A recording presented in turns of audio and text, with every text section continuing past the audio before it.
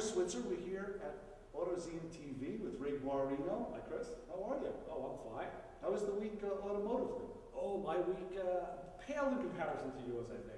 Really? Yeah, you've been doing some work on your paint. Oh, I was over at Celebrity Chase Collision working on phase 6 of fixing up the sunburn. I heard you learned how to polish and buff. Mike showed me a whole bunch of techniques that 30 years ago weren't even in existence.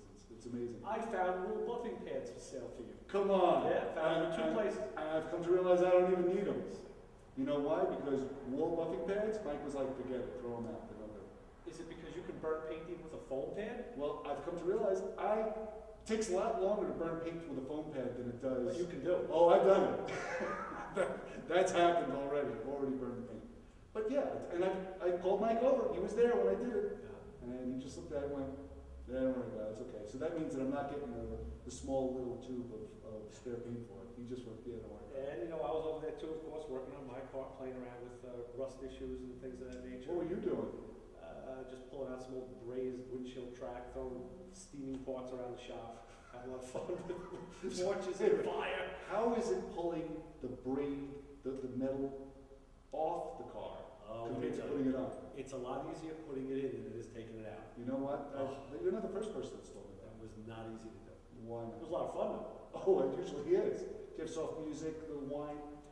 I can't comment on the music actually because I've been sworn to secrecy on that one. Oh, really? And no wine, no, we don't drink, we do that. We Oh, try to you work weren't responsibly. whining, nothing like, no whining at all. Like, these parts are hot, No, you weren't there. Oh, You were at work when I did that.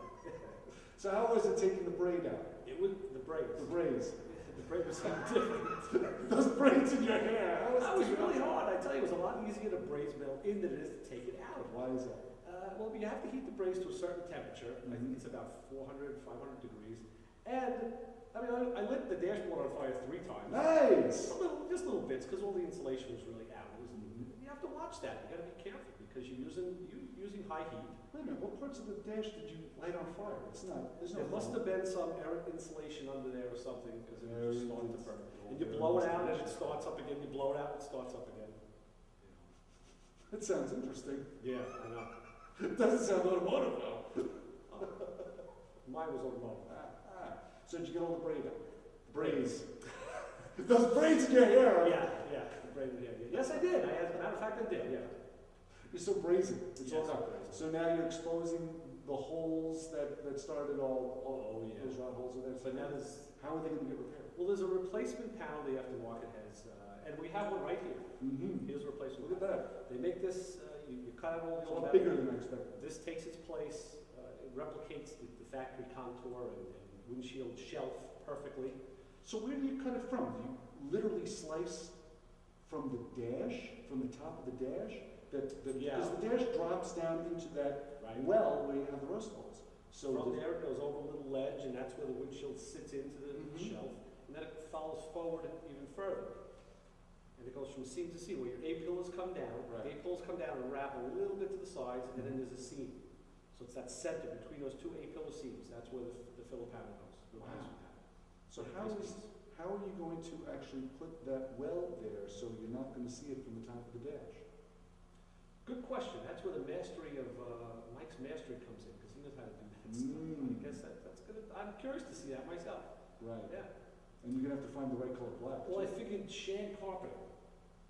I'm gonna braid your stash. I was going to say, you solve all your problems. Just put with the the shag Yeah, carpet. sure, we'll just put some out there, it'll be fine. So anyway, what are we gonna talk about on Autoseum TV this week? You know what? Autoseum TV is going through a gestation right now. How so? Well, it had, Taco Bell and it had a couple of burritos. It's And, regestation. yes. But no, it's going through a gestation right now. We're in the beginning stages of Autoseum TV. Do we have any guests coming in that we're gonna talk to this week? Actually, you're the guest. Oh boy. Yeah, I'm sorry to say. It's you. Yeah. That's it. I have to interview you. Okay. There's no money in the budget, so I had to find a way to find. All right, I'm okay. good now.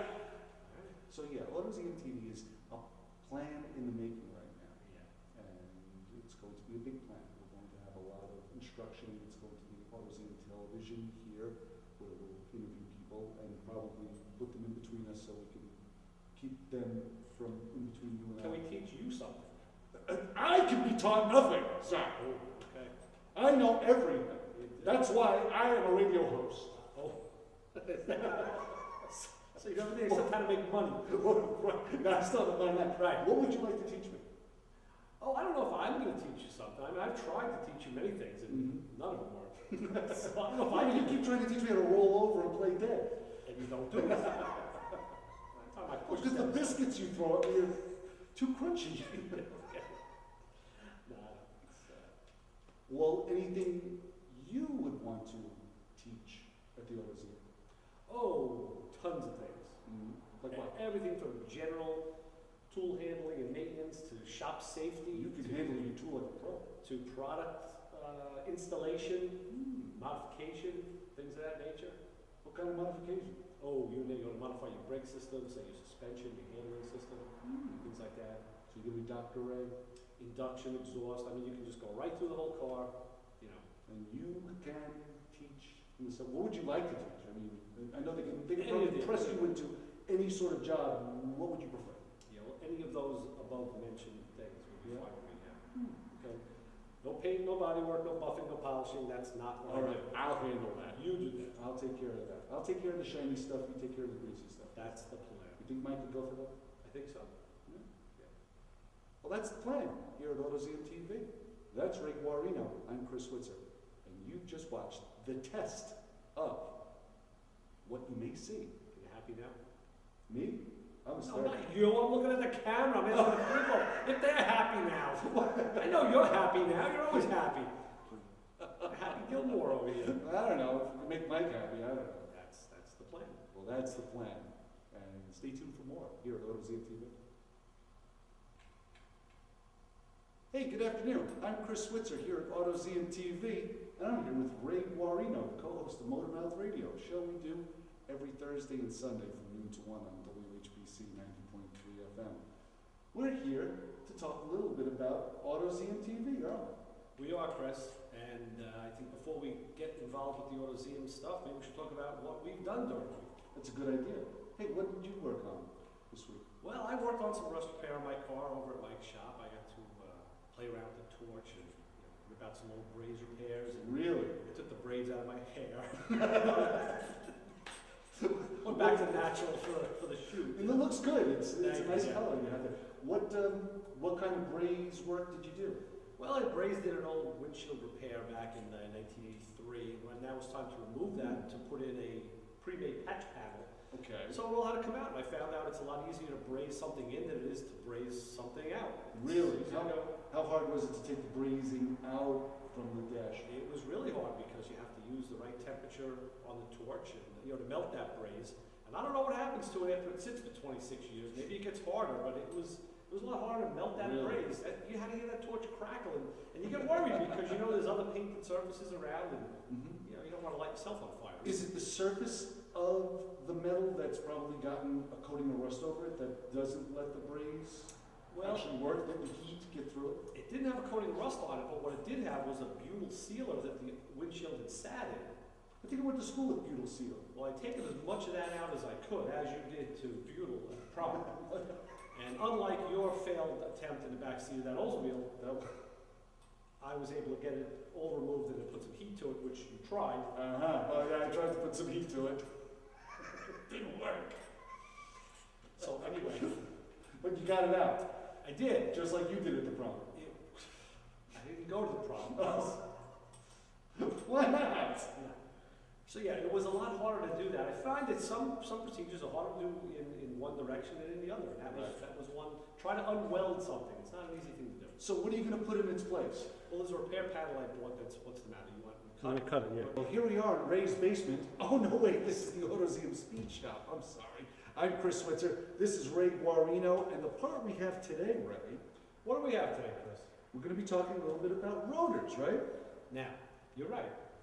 Now, this rotor here is a nice high-performance piece. It happens to be a one-piece cast affair. It's vented on the side. You can see it's got ventilation for cooling. Now, let me ask you, Ray, how come they put these holes here? Well, this is called drill. These are drilled holes, and this is slots. This is a drilled and slotted ventilated rotor. Okay. You can have any combination of the three And ventilated for what reason? to let out heat. Okay. A little narrower down, because it is cast inside. This looks like it has some sort of a nitrided nickel finish on here Mm-hmm. for rust resistance. But the idea is you want to cool those brakes, and you want to get away the outgassing from the pads and water in a wet situation. And a lot of times getting away from the outgassing of my co-host. That's why you're here. That's right. So that's what the drilling does. It actually lets the dust and the water out and out through another path, and the slots do the same thing. They also help to reduce on vibration and pad squeal and pad pulsation. So it's a nice, easy way to effectively increase the braking performance of your car. These sell for anywhere between $39 and maybe $180, depending on the application. And you can get them right here, right? You can. You can get them right here at the Autoseum Speed Shop. That's Ray Guarino. I'm Chris Switzer here at Autoseum TV. I want to install these things. You do? Yeah, You want to do it now? on the lawnmower outside. Come on, yeah, get that lawnmower stopped real well, right? All those weeds didn't help. Well, your weeds didn't help. Okay. Good. Here we are back with Autoseum TV, Ray Guarino and Chris Switzer. In this installment, What do we have here? What do we have here, right? Chris is going to tell us all about why you want to put a Rancho shock like this in your SUV or truck. Oh, righty. Let me tell you something about this Rancher shock. These shocks are rated for about 24 to 3,600 pounds of towing capacity. They keep your truck level at all instances, and basically they look really cool when the truck is all jacked up. They are also variable in design of height and speed, and they also... These will make your truck faster? Actually, yes, they will. This looks like the fun you had on Saturday night. That was. Take a look at that. With the dust on it, wasn't that much fun. What type of friction-reducing bearings or slides are in the shock to make it actuate? So basically, they're rubber friction reducing applications that are within the shock itself. And what they do is they definitely push down on the truck and they allow for It stays there. excitement. Excitement. It's not moving. Why is it not moving? I don't know. It's supposed to move. It's supposed to move. The shock is defective. There's something wrong with it. What's wrong with the shock, right? As Chris waves the shock that's broken. All right. I don't know. You can fix it, can't you? Ray can fix anything. Well, with the right, yes, I can fix it. At least wipe the dust off. Look, Oh, now you did. You broke it now. we've grown the shock. That's it. So you can buy these right here at the Autoseum Speed Shop if you'd like. But these will actually help increase the safety of your vehicle because you'll have a more positive track. You won't have an unlevel ride. Your vehicle will stay firmly planted on the ground where the wheels will be where they want to be, where the rubber meets the road. That's good. And they look cool too. They do look cool. You can buy them. So check it out here at the Autoseum Speed Shop.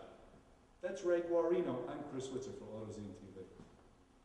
Righty, well here we are at the Autoseum Feature Car of the Week. Ray, what is this thing? You're looking at the Dragula, Chris, and of course you know this was built by George Barris for the Munsters TV show because Herman had a drag race. That's right, in the episode. And he lost a family car. So they had to come back in a grudge match to win the family car back, and this was the car they did it in. This was it, right? Take a look at the detail on this thing. Now this is what we all are afraid this really is. This right? actually is a coffin. This is a coffin, honest to God. But look at all the detail. Oh, it's amazing. filigree. Look at the molding, sure. Yeah. And these high stacks that I could probably slice some bologna Kind on. of emulates the organ pipes that they used to play in the living room. The organ that you have in your living room, don't you? That's right. Now what kind of engine is this? This looks like a Ford 351, if I'm not mistaken. Maybe a 390. I forget which one has a distributor in the front. Looks good. Very nice. Mm-hmm.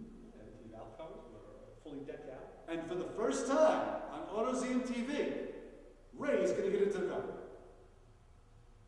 I'll get into the car.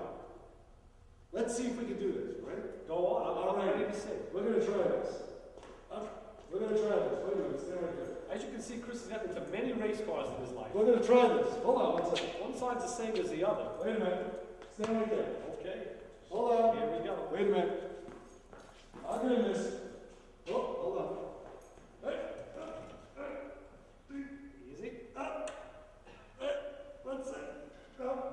What'd you say about tight pads? I don't know if Chris is going to get his competitive license after this debacle. Easy, that's the brake. Yeah, I'm gonna break something. Now, get your foot on the gas pedal. What? Can we put the lid down? Put the lid